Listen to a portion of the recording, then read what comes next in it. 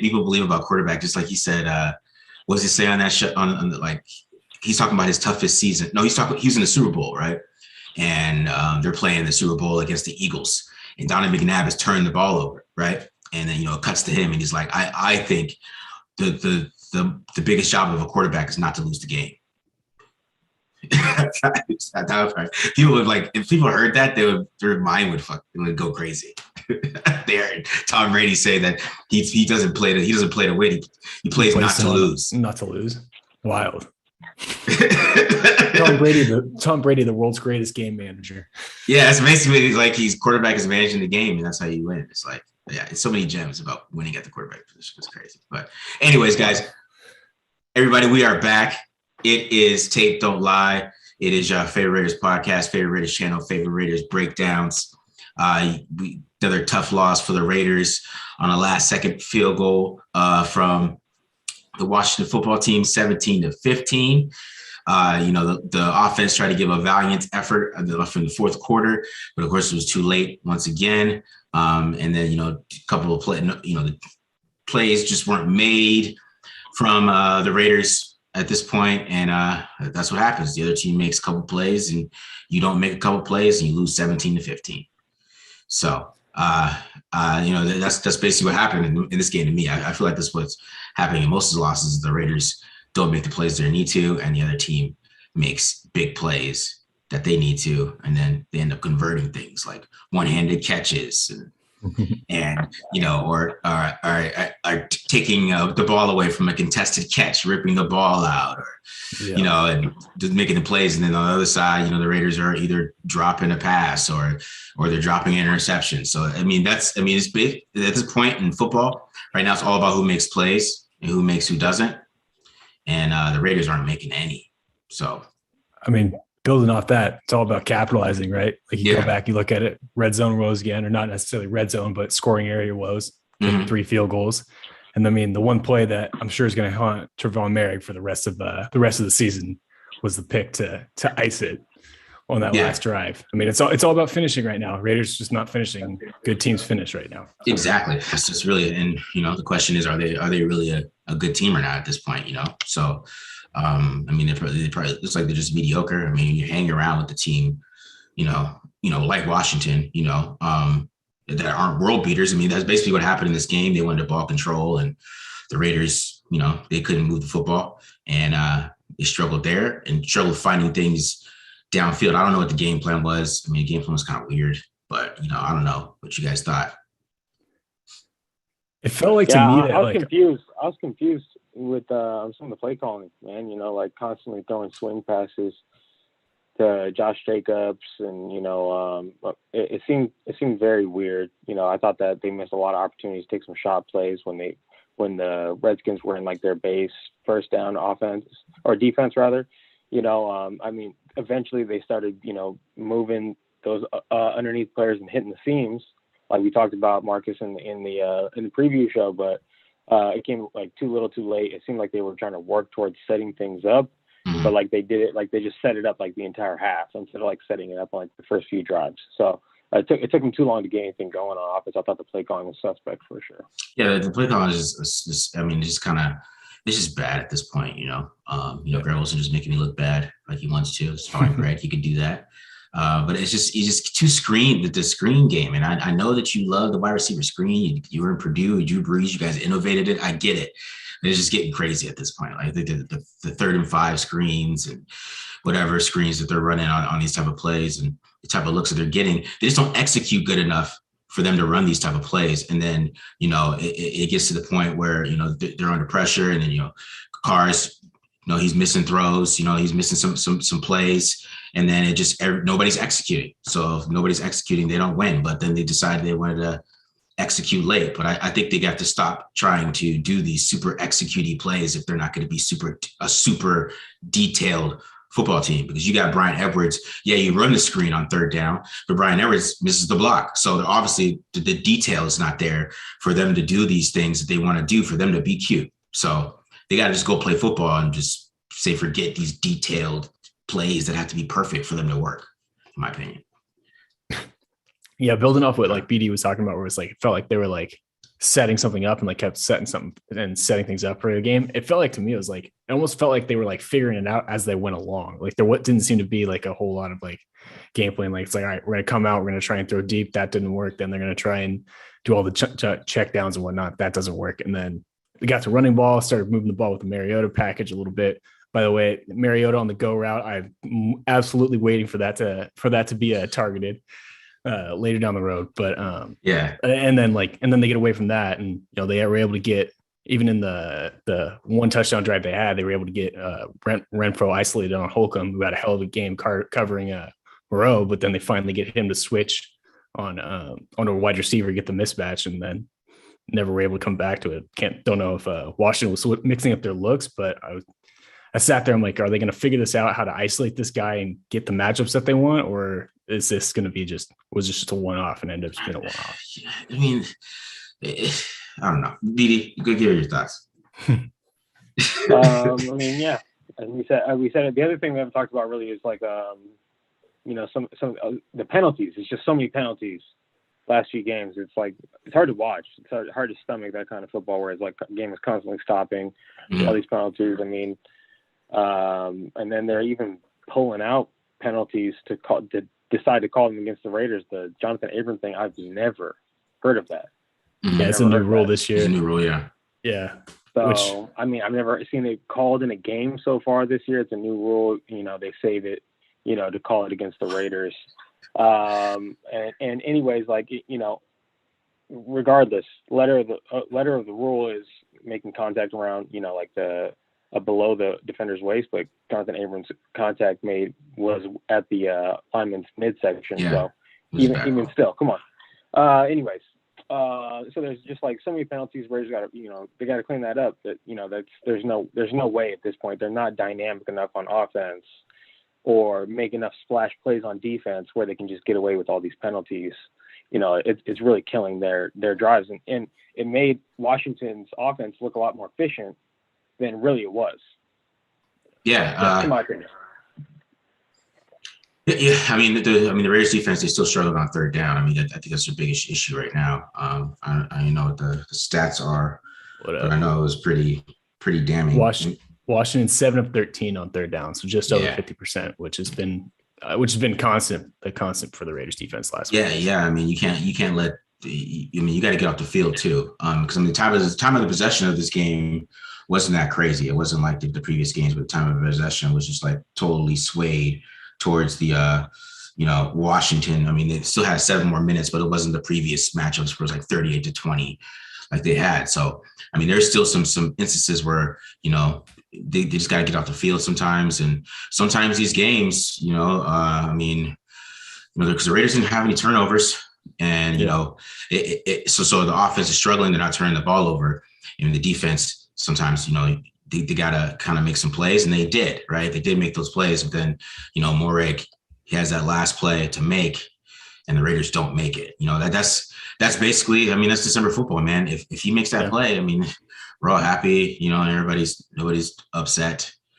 Derek Carr has another fourth quarter comeback, and everybody's happy. But he misses that, and then it's not like a thing. Of course, there's tons of plays everywhere in the game that that cost the Raiders the game, right? I mean, we love to play the blame game. That's what people like to do. But I mean, this is on everybody. Everybody has kind of a spill on this. It's football. So, if he makes that play, go ahead. I got something for all those people. Okay. All right. So this is a funny one. Okay, I'm confused. That last Zay Jones try, right? Mm-hmm. Zay Jones, he's playing in the slot. I don't know if it's the near slot or the far slot, but he gets upfield. The backside safety poaches him, so he comes and takes his vertical, right? Yeah. And it looks like at first Zay Jones opens up away from the safety, looks and goes, "Oh, the ball's actually coming over here on this side," right? So I'm a little confused what happened in that production. I'm sure the all-22 is going to come out. Someone's going to be circling a big part of the field that's just all green, and Derek Carr missed this or something like that, But it definitely seemed like there was some kind of weird, thing going on down there. You've talked about Zay Jones' struggles tracking the ball in the air, so I don't know if it has something to do with that, but that seemed like a weird play. Yeah, I mean, Go ahead, man.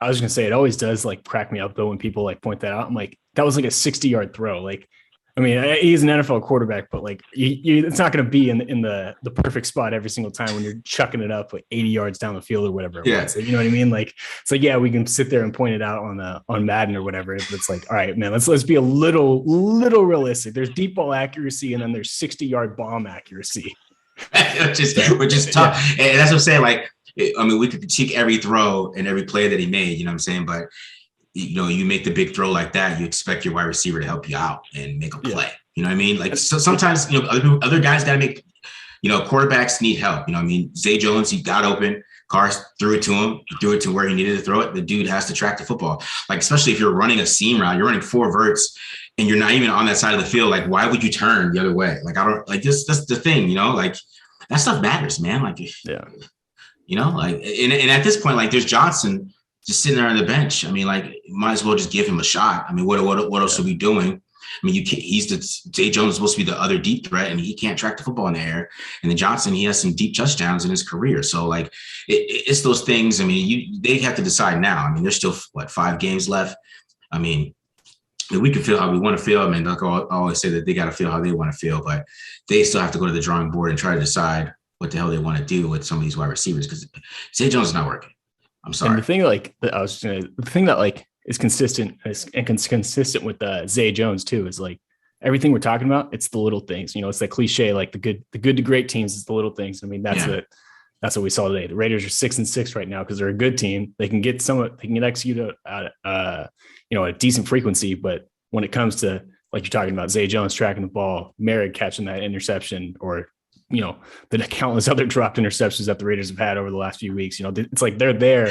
They're just not finishing it. I mean, Hayward almost dropped that one interception, man. Yeah, I tweeted out, even the interceptions that they get, they drop interceptions on.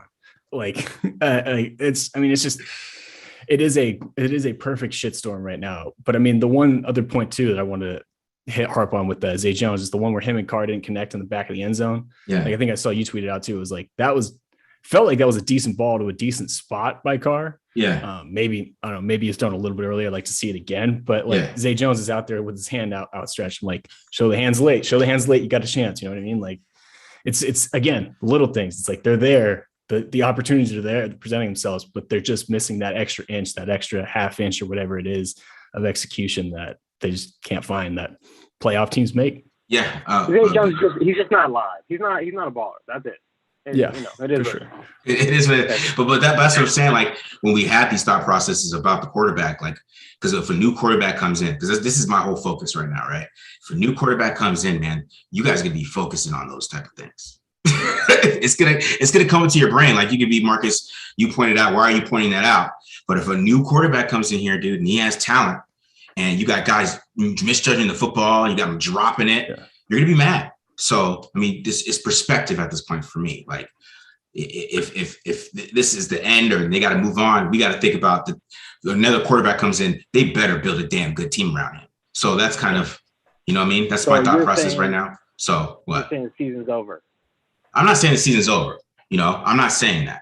But I'm just saying, yeah, Matt will say that. I'm saying that if this is the end of whatever, right? And wow. Are you even a fan, Matt? Are you even a fan? Yeah. It's they don't have the talent. They don't have the talent for it. Yeah. I mean, this is a backbreaker. Yeah. Right. This loss here. The coin, I guess, is wrong. Have you guys heard about this freaking coin? Yes. Or whatever? Yeah. Mm-hmm. Didn't the coin say the Raiders were going to win, beat the Skins here? Yeah, it did. I said the wrong. See, what pisses me about the Raiders, because what pissed me off about these Raiders teams, and even Derek Carr lately, is, Derek Carr used to be the guy who would lose to winning teams and beat bad ones, and now he's flipped the opposite. So who knows what's going to happen next week? They might go into Arrowhead and they might just level up and win, which would be stupid and waste all of our time. So, like, it's this whole thing that's happening. I don't know. I don't know what's happening, man, with these guys. And I mean, to your point, that's part of the reason why I feel like the season's over. But I've also been like the Raiders' biggest mush, if you will. Like every time I thought they're dead, like I thought they were dead when this Gruden stuff happened, and they come out and kick the shit out of the Broncos, and then they lost those 2 in a row. I thought they were dead, beat the Cowboys. I'm like, all right, so at this point, I'm just gonna keep declaring them dead so that they keep winning, so that I can keep being my fandom BD. Yeah, I'm willing to make myself look like an idiot. That's how much I'm a fan. If you guys want some positivity, they're playing winning teams coming up. You know, say they got some winning teams coming up. They played better against winning teams, so it's just flipped. He's not Matthew Stafford anymore. He's flipped. He can't beat bad teams, but now he beats good teams. So hopefully, right? Yeah, because Stafford was 37. They went 37-7 against the Jags. Yeah. He got put. He didn't even finish the game. It was so bad. Yeah. We'll see next week if you get the cards or something. Yeah. Anyways, anything else you guys want to talk about? From this game? Max Crosby had a good game, man. I thought he played well. I still think, the interior is like disappeared. Interior defensive line has disappeared. Yeah. The line is interesting because you really don't know what's going on. So I can't judge the line until I go watch it. You know what I mean? So it's hard to figure out what happened, but I think that there was some interior pressure from like Leatherwood, that's why I still don't like that they moved Leatherwood inside because sure, he's better run blocker, but they don't run the ball. So what's the point? You might as well just leave him out there because it's easier to deal with a bad right tackle than easier to a bad pass blocking guard as quarterbacks. Even, if Brady had a bad guard, he looked terrible. It's the kind of that inside pressure quick. And then, they get all, and they want to run. Outside guy, you can like step up, So yeah. It's the, that move to. For a pocket passer. Yeah. For a pocket passer. Yeah. I'm sure Simpson didn't play well either because there was getting some interior pressure. But I'm sure Jacobs missed a bunch of holes because I saw a couple already. It's just the execution of the team that pisses me off, which is coaching. Details. Raiders are missing the details. Peyton Barber not letting the ball go into why did he catch that ball? Details. Josh Jacobs not running out of bounds, trying to come back inside. Details. You know what I mean? Details. That's all about football. That's what the Raiders. Raiders have a new coach. That dude better have some damn details. You need like a defensive coach or something, man. Got to get some better coaching. Anything from you, Matt? Anything from you? Sorry, I'm ranting. Yeah, I was just going to shout out a couple rookies. What's his name? I already forgot. Malcolm Kuntz played in his first game today. Got his first sack. That was pretty awesome to see. Divine Diablo coming off the bench, coming in for Corey Littleton, had 11 tackles, second on the team. Not all of them quality, to give up a couple catches out there. But for a guy to come off the bench and play and really his first major action of the year, awesome to see. A couple contributions from the rookie class. So again, I guess that's me just looking to the future. Yeah. That's what I'm saying. Like, we gotta look to the future now. That's why I hope they bring like a big, too high cover 7 guy in as a defensive coordinator so he can maximize these safeties. Because then you got Gillespie, who's in the back end. You don't know how good he can be. Moreg, he's natural in the too high system. So I hope they try to maximize these guys that they got because their secondary is not full. If that's the only place where you could say maybe they have some talent you can see the future is there. So. Yeah. Great. Yeah, that's it. Great thoughts to cap this off. That's I think you guys took words out of my mouth here. Great. I'm really excited to get back in the film and see how Divine Diablo played for sure. That's gonna be like a big emphasis of what I'm gonna look at. So I'll leave it at that. Appreciate everyone for tuning in to the Raiders Tape Dome Live Film channel. Make sure you guys follow us on Twitter. Follow Matt at mholder95.